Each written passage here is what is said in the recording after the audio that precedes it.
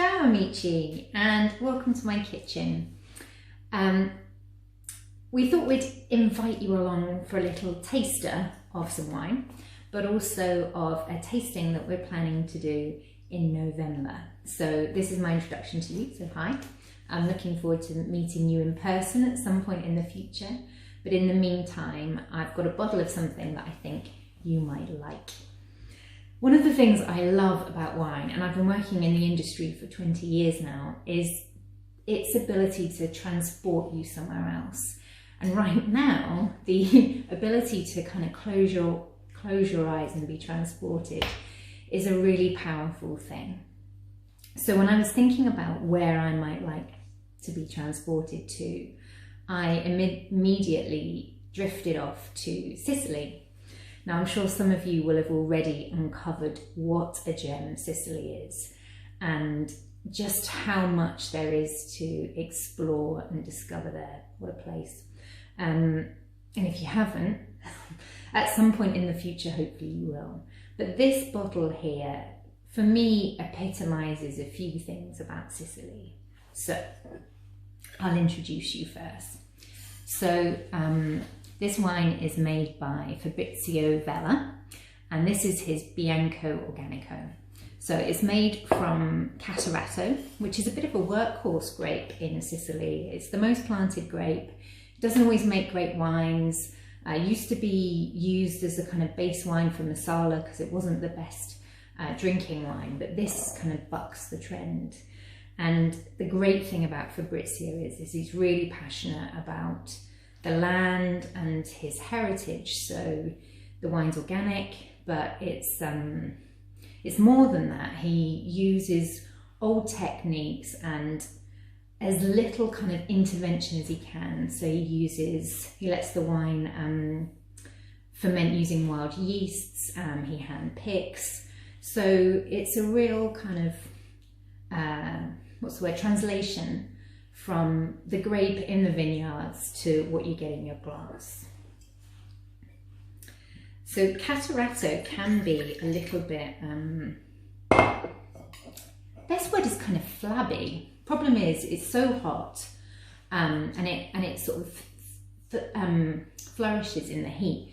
So it can lose its freshness and just get a bit kind of fat and overripe and over-alcoholic and not be so drinkable, whereas Fabrizio takes these grapes from up on the hillside, so they either have a bit of a sea breeze or they have the benefit of altitude, so it stays, the air temperature is cooler, and that means the wine keeps the grapes keep some of their acidity, which translates into freshness in the wine.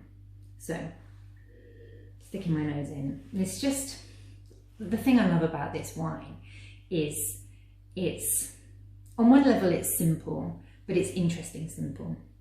So on the nose you get loads of citrus, bit of kind of lemon peel, but then this, almost like the smell that you get when it's a bit breezy somewhere, but there's a lot of foliage around that's scented. So there's a bit of herbaceousness, there's a little bit of kind of blossom in there. So it's kind of pretty and interesting. So,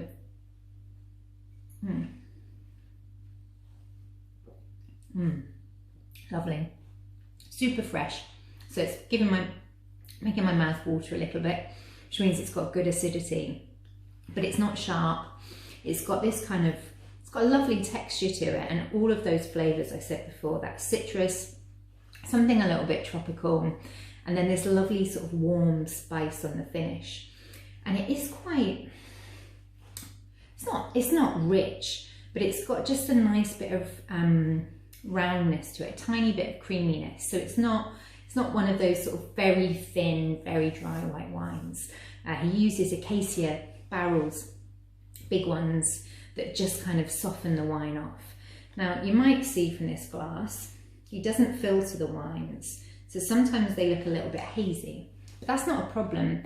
And in fact, what it does is it leaves some of the nuance and a little bit of texture in there. So you might have to explain to your guests, if we're ever allowed guests around to ours again, but it's not a problem with the wine. And I guess the thing I like about this is it's reliable. Every bottle I've had, and I've had a few, are, I feel like this, you know, interested.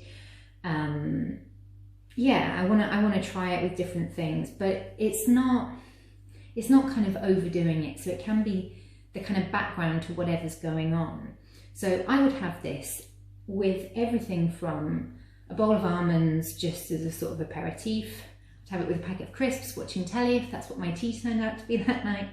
But it would also go fabulously with roast chicken. It would go really nicely with white fish and anything that had a herb or a citrus sauce, or even if you're being very Sicilian, that kind of spaghetti with the crushed pistachio nuts in it would just be fab with this.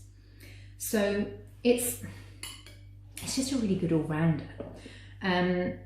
Like I say, it's not expensive, so it's between £8.50 and £9.50 a bottle.